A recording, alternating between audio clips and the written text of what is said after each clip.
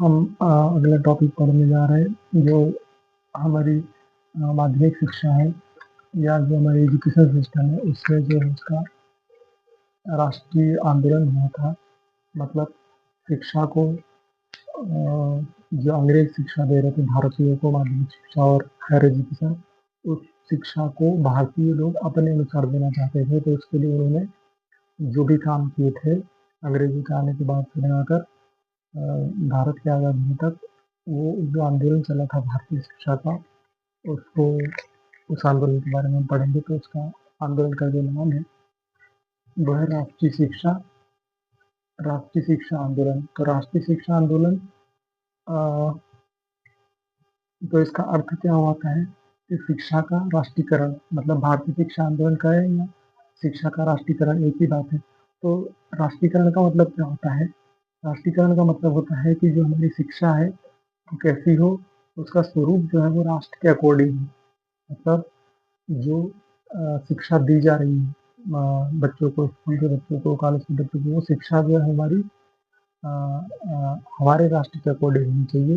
जबकि अंग्रेज जो है वो शिक्षा को ब्रिटिश राज के अकॉर्डिंग या उनके विचारों के अनुसार, उनकी संस्कृति की शिक्षा दे रहे थे। तो जो हमारे देश के नेता वगैरह थे, लीडर्स थे, समाज सेवक जो थे, उनका ये कहना था कि शिक्षा जो है वो भारतीय संस्कृति और विचारों के अनुसार देनी चाहिए, उसका स्वरूप जो है वो भारत के हिसाब से होना चाहिए। तो यहाँ वही बात कह रहे हैं कि शिक्षा का राष्ट्रीयकरण करने का मतलब क्या होता है कि जो शिक्षा दी जा रही है बच्चों को, उसका जो स्वरूप है वो राष्ट्रीय स्वरूप होना चाहिए, हमारे देश की पूरी शिक्षा होनी चाहिए। दूसरा जो ये शिक्षा का राष्ट्रीयकरण था, तो इस शिक्षा को कैसा होना चाहिए? देश देश की जो है ज़रूरतों, संस्कृति और विचारों और मान्यताओं के अनुसार होना चाहिए। मतलब जो शिक्षा हम बच्चों को दे रहे हैं वो हमारे देश की क्या आवश्यकता है, हमारे समाज की क्या मान्यताएँ हैं, हमारी संस्कृति कैसी है, हमारी भाषा क्या है, उसके अनुसार हमको शिक्षा देनी है। जबकि जो ब्रिटिशर्स थे वो शिक्षा उनके अनुसार दे रहे थे, अंग्रेजी में शिक्षा दे रहे थे। जो उनके उनका ज्ञान था, उनकी फिलॉसफी थी, उनकी संस्कृति थी, जैसे ईसाई धर्म का प्रचार कर रहे थे। और यूरोपीय विद्वान थे, उनके ज्ञान को, उनका ज्ञान का प्रचार कर रहे थे। लेकिन भारतीय लोग चाहते थे कि जो शिक्षा है वो हमारे राष्ट्र की आवश्यकताएं, हमारे देश की जो संस्कृति है उसके हिसाब से, हमारी जो भाषा है उसके हिसाब से, यहाँ की जो जरूरतें हमारे राष्ट्र की, उसके अनुसार शिक्षा देनी चाहिए। तो ये शिक्षा का राष्ट्रीयकरण था।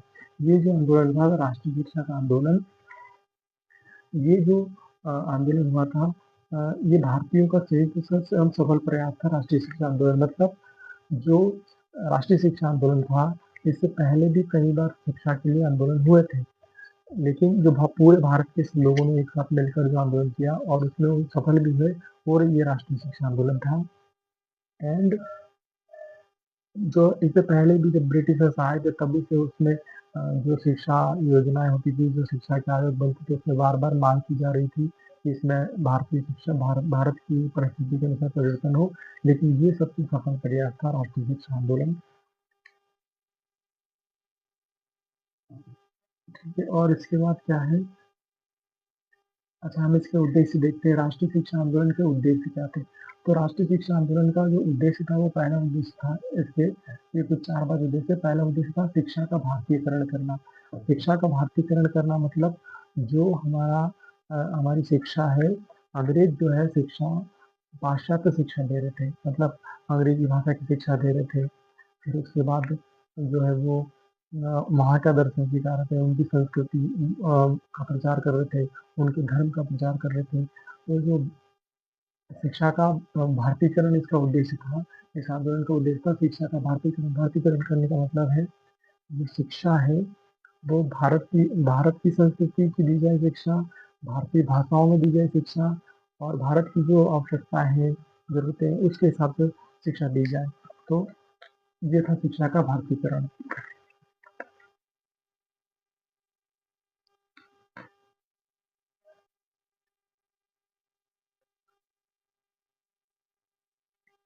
अगला है अंग्रेजी के स्थान पर, अगला है अंग्रेजी के स्थान पर भारतीय अंग्रेजी के स्थान पर अंग्रेजी के स्थान पर भारतीय भाषा और संस्कृति की मांग।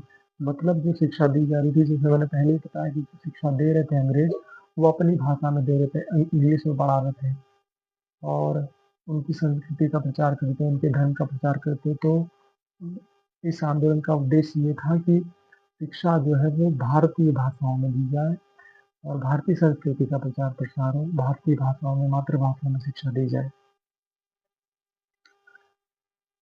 और इसका अगला जो था भाषा संस्कृति और साथ में जो है प्रांतीय भाषा, क्षेत्रीय भाषाओं में, जैसे अभी हमारे यहाँ 28 राज्य है, तो अलग-अलग राज्य में अलग-अलग भाषा होती है। अंग्रेजी में सारे देश में अंग्रेजी में ही शिक्षा दे रहे थे। जबकि होना क्या था कि हर क्षेत्र की जो भाषा है, हर स्टेट की भाषा है, उसके हिसाब से उसको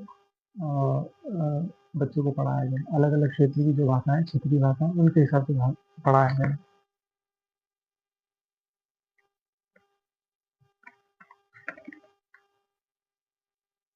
अगला है हमारा व्यावसायिक शिक्षा की मांग।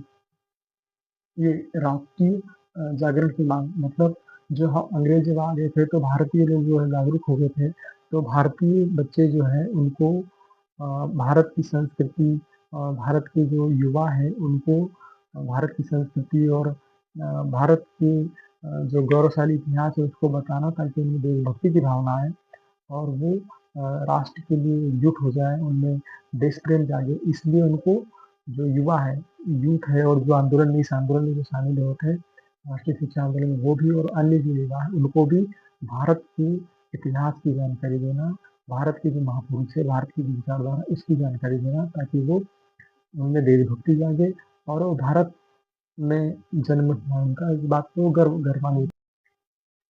अगला जो है हमारा व्यवसायिक शिक्षा देना। व्यवसायिक शिक्षा में जो हमारे युवा हैं उनको, मतलब जो आंदोलन हुआ था, जो राष्ट्रीय शिक्षा आंदोलन था, उसमें ये उद्देश्य रखा गया था कि जो व्यवसायिक शिक्षा में उद्देश्य रखा गया था कि जो यूथ है, जो उनको रोजगार उपलब्ध कराने के लिए राष्ट्रीय स्तर पर व्यवसायिक शिक्षा देने की योजना थी, ताकि वो जो है एजुकेशन जो प्राप्त करते हैं, उसके बाद एजुकेशन प्राप्त करने के बाद वो किसी न किसी रोजगार को प्राप्त कर सके या कोई अपने जीवन यापन कर सके। इसलिए ये जरूरत महसूस की गई कि जो युवा है उनको राष्ट्रीय स्तर पर व्यवसायिक शिक्षा की भी व्यवस्था की जाएगी।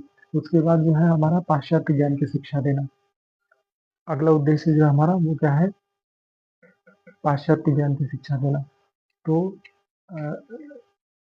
जो हमारी संस्कृति और समाज में हमें जितना ज्ञान है, उसके अलावा जो बाहरी देशों के पास, बाहरी दुनिया में जितना लोगों ने नया खोजबीन की है, नया जानकारी, नई तकनीकें विकसित की है, तो उसका ज्ञान कराना, ताकि हमारा समाज भी जो है वो विकास कर सके, तरक्की कर सके, व्यक्ति का भी विकास हो, देश का भी विकास हो। इसलिए जो पाश्चात्य ज्ञान है, विज्ञान, फिजिक्स, केमिस्ट्री, बायोलॉजी, मैथ, उसकी जानकारी देना, ताकि उनका जो है व्यक्तिगत जीवन में भी और हमारे देश की भी तरक्की हो सके। इसलिए कौन सा ज्ञान देना, पाश्चात्य ज्ञान भी देना जरूरी था, तो वो उसको उद्देश्य में रखा गया था।